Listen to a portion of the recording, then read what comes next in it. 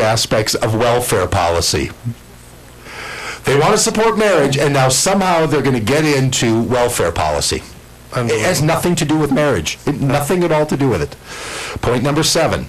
Earnest, bona fide, these are really their words, earnest, bona fide, and that's even in italics, bona fide legal advocacy of the Defense of Marriage Act at the federal and state level.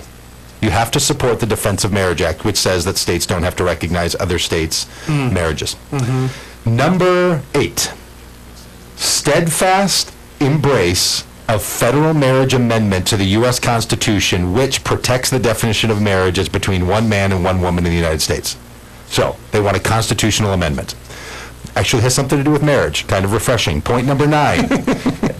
I have to read the sentence just as it's written. Humane protection of women and the innocent fruit of conjugal intimacy. There's some Barry White going on in the background. The innocent fruit of conjugal intimacy, meaning, they say later, children. So they refer to children as the innocent fruit of conjugal intimacy. Look, I don't mean to make fun of these people, but honest to goodness, Michelle Bachmann and Rick Santorum, you signed this thing that says on point 9, human protection of women and the innocent fruit of conjugal intimacy, our next generation of American children, protecting them from human trafficking, sex slavery, seduction, and promiscuity, and all forms of pornography and infanticide and abortion and other types of coercion into stolen innocence. Okay, I get the fact that they say, do you want to support like a non-exploitation of children? I mean, I think there's some things in there that we want to have. Of course.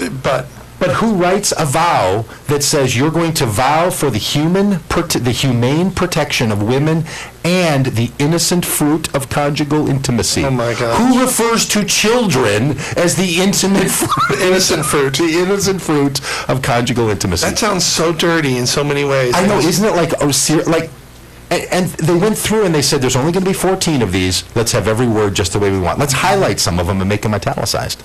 So they picked them on purpose is what I'm getting at. Point number 10.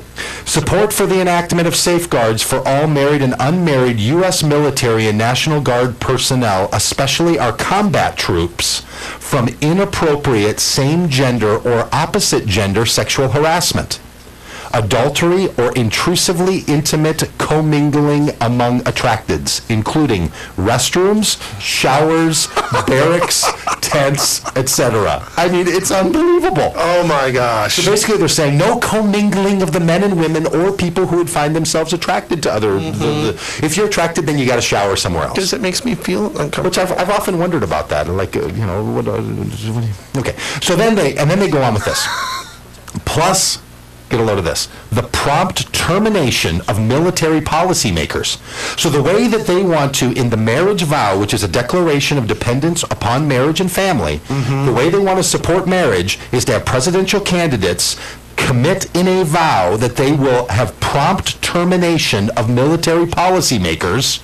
They will fire anyone who makes military policy who would expose American wives and daughters to rape or sexual harassment, torture, enslavement, or sexual leveraging by the enemy in forward combat roles. Yes, so no women in combat. So all of that long, convoluted sentence to say, will you, to support marriage, pledge that you will fire any policymaker who suggests that women should be on the front lines of military? Because somehow that has to do with women being caught and exploited and raped. Or there's something, look, if what you were saying was we want to support women and we think that women shouldn't be in the military, okay, make that argument. But what does that possibly have to do with the commitment to the Marriage Act? It is so unbelievable. Point number 11, rejection of Sharia Islam and all other anti-women, anti-human right forms of totalitarian control. What if they get a Sharia candidate who will sign the marriage vow? Okay, so here's where this all gets interesting to me, right? I was thinking, who are these people? What are they arguing about? What are they really getting after, right? What is it that they really want? Because I really think you have to listen to people who sound like they're saying something that seems so bizarre. One has to listen a little harder. And I think what it is, honestly, for these people, is I think they're terrified of Sharia Muslims. Now, you might think I'm crazy on that, but here's why. Because in footnote number 16 For those who are reading along. who are reading along, they make this point about the rejection of Sharia law. They make a point here to write that the U.S. Constitution would limit legal marriage or any equivalence to one man and one woman, thereby especially protecting women and children from Sharia polygamy. They're afraid that somehow you're going to end up with something where Sharia law could be invoked and that women would have to be sister wives. I mean, it is the kind of just because that's right on the horizon. Because I can see it from here. It's coming over the hill. Because you know what most men want? More wives. Yeah, I don't think so. Yeah, that's what most of them actually want. And then number 13, the commitment to downsizing government, literally. And number 14, the fierce defense of the First Amendment for religious freedom and religious expression. So the 14th point that they want is that people have the freedom to express their religion any way they want, unless it's Sharia law. Unless it's Sharia.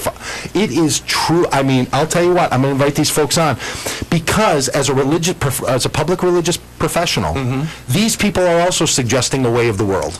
Yes. In religious language. So we're going to invite them on. We're going to try to figure this out. And when Michelle Bachman and Rick Santorum want to come on and talk to us about why they signed this, and I got to believe they never read it. And it's not even that long. I read it over breakfast while having some 49er flapjacks. Yeah, it's not that long. You can actually read it. I read almost all of it right here to people who are like, I think that guy's reading things to me on the radio. It's not that hard.